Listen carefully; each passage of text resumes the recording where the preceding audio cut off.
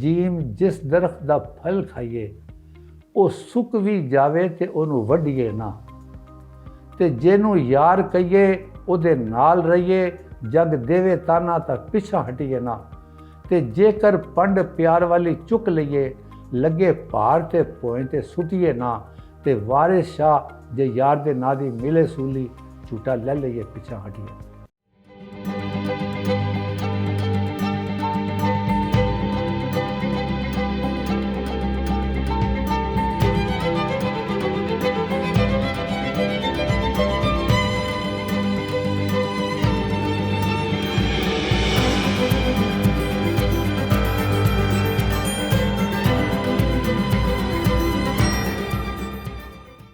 बिस्मिल्लाहिर्रहमानिर्रहीम। मैं हूं आपका भाई हाफिज़ वसी मोहम्मद ख़ान और मैं बात कर रहा हूं हाफिज़ वसी टीवी यूट्यूब चैनल से। और आज मैंने आपसे बात करनी है मक्की के बारे में, मक्की के दानों के बारे में, मक्की के साइलेज के बारे में और इससे हासिल होने वाला जो कड़ब है उसके साइलेज के बारे में। लेकिन इससे पहले मैं एक बात बताता चलूँ कि एक ज़माने के अंदर यहाँ पाकिस्तान में इलेक्शन हो रहा था। उस इलेक्शन में एक साहब ने ये बात बताई, अपना दावा किया कि अगर मैं बरसर इक़्तिदार आ गया तो मैं गवर्नर पंजाब हाउस जो है इसको यतीम खाने में तब्दील कर दूंगा।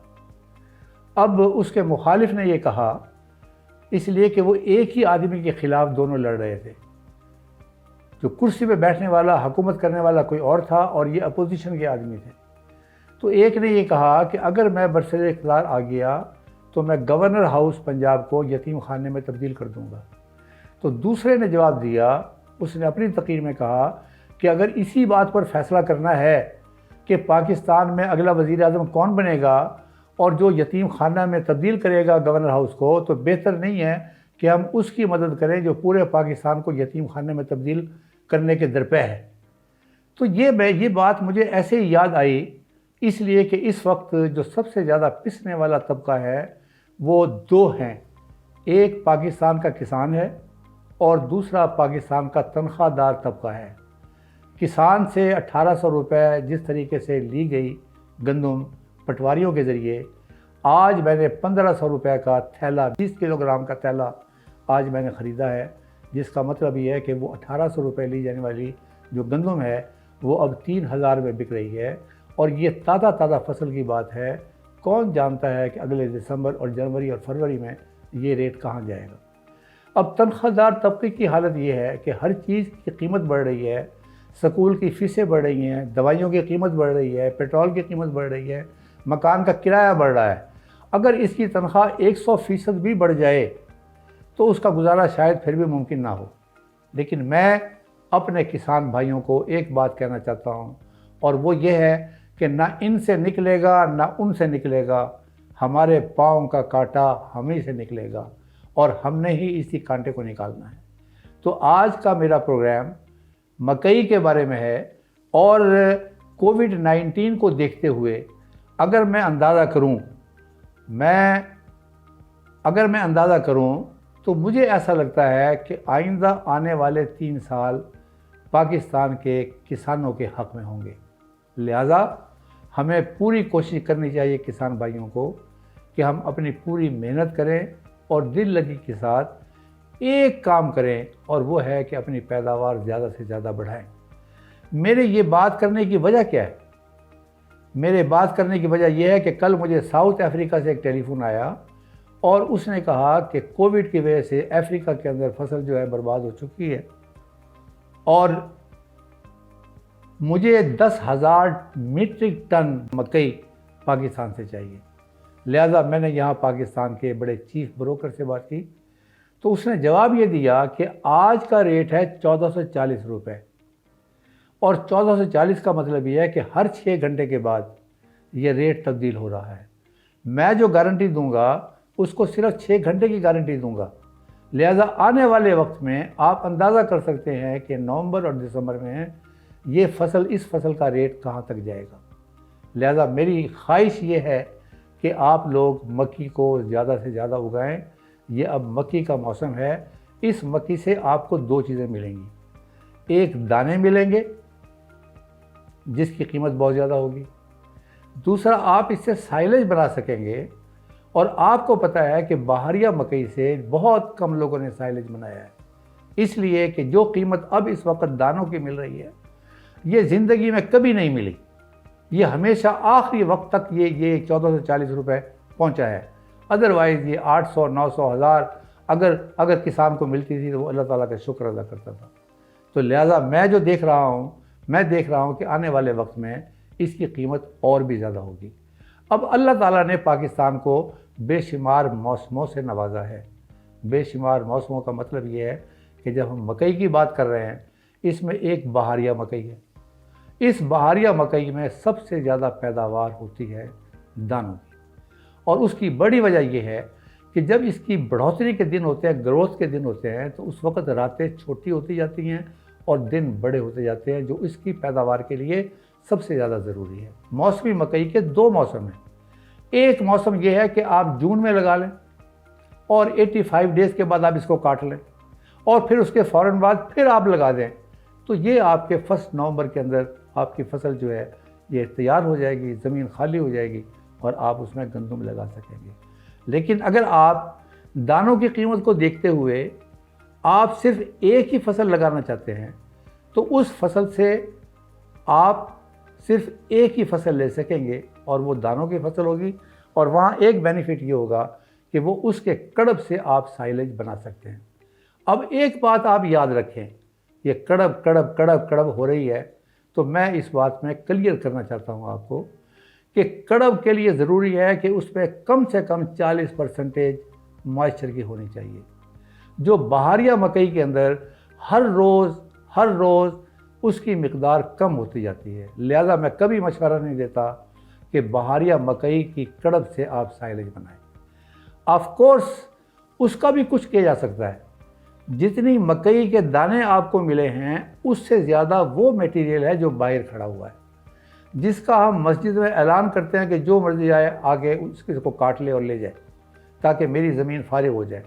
लेकिन अब आने वाले वक्त में पाकिस्तान से तूड़ी भी बाहर जा रही है, तो उसको अगर आप कटवा कर उसका कुचरा करके आप बंकर में उसी तरीके से रख लें कि आपने सिर्फ कंपैक्ट करना है और तूड़ी की तरह आपने रखना है, तो इसके दो गाहक हैं।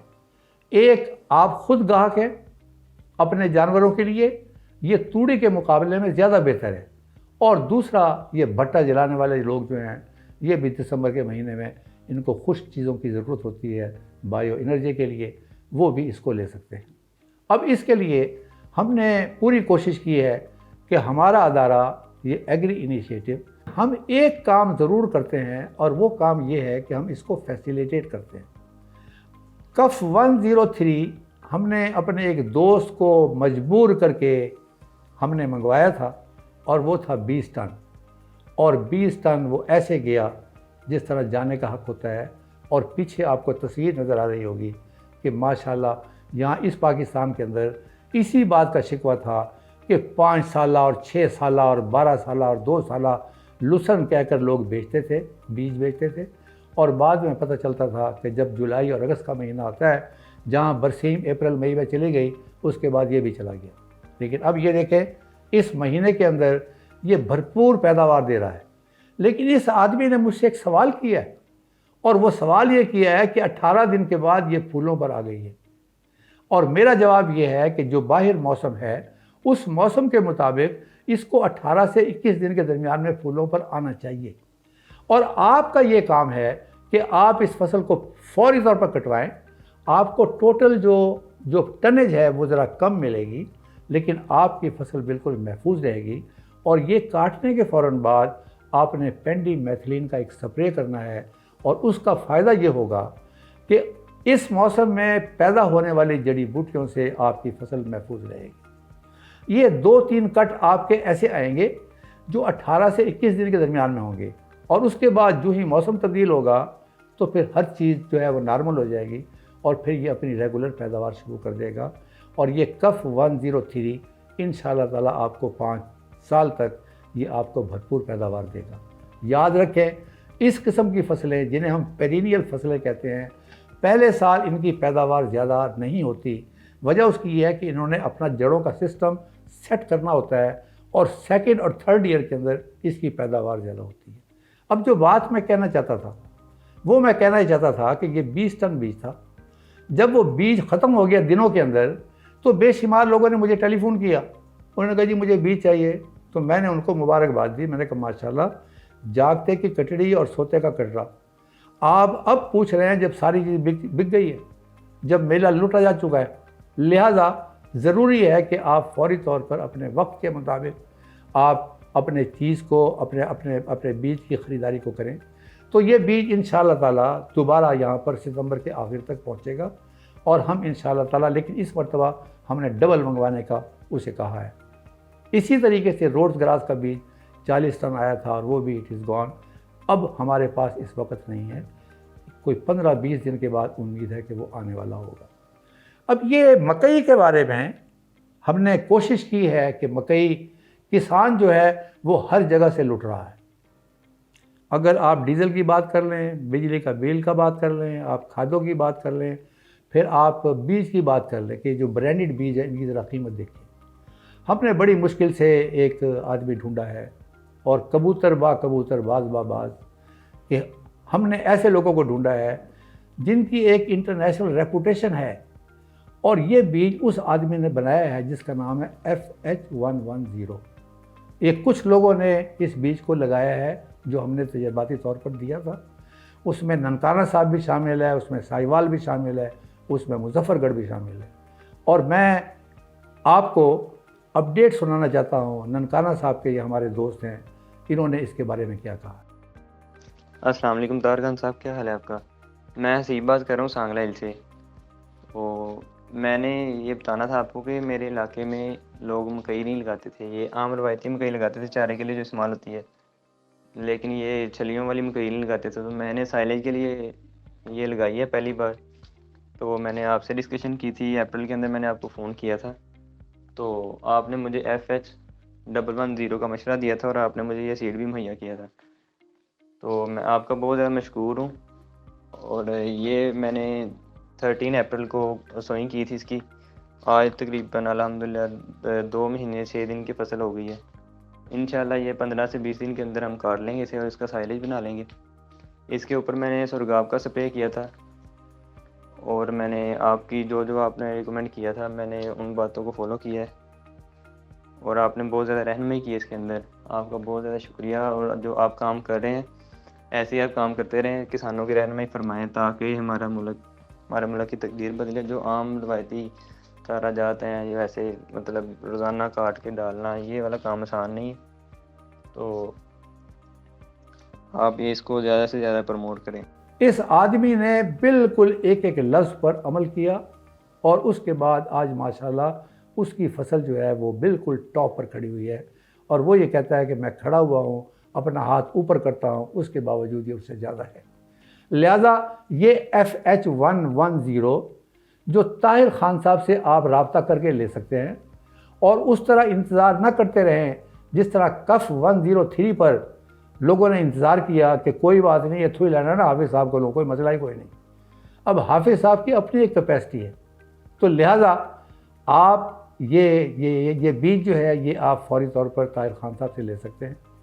आप ख़ुद हैरान हो जाएंगे इसकी कीमत के बारे में, आप ख़ुद हैरान हो जाएंगे जब इसकी पैदावार को देखेंगे। अगर आपने दाने लेने होंगे तो दाने भी इंशाअल्लाह ताला पूरे मिलेंगे। अगर आपने साइलेज बनाना होगा तो साइलेज भी इंशाअल्लाह ताला ये भरपूर देगा। और अगर आपने दाने और कड़ब बनाना होगा तो दोनों सूरतों में, अगर दोनों फसलें भी आपने लगानी है, एक फसल लगानी है, तो दोनों सूरतों के अंदर आपको कड़ब भी ठीक ठाक मिलेगी और आपको दाने भी पूरे मिलेंगे। तो मेरी गुजारिश ये है कि आप अगले 3 साल, मुझे 100% यकीन है ये पाकिस्तानी किसानों के लिए बहुत अच्छे हैं। सिर्फ एक ही काम करना है, वो ये है कि आपने अपने ईमान को मजबूत रखना है, अल्लाह ताला पर यकीन रखना है।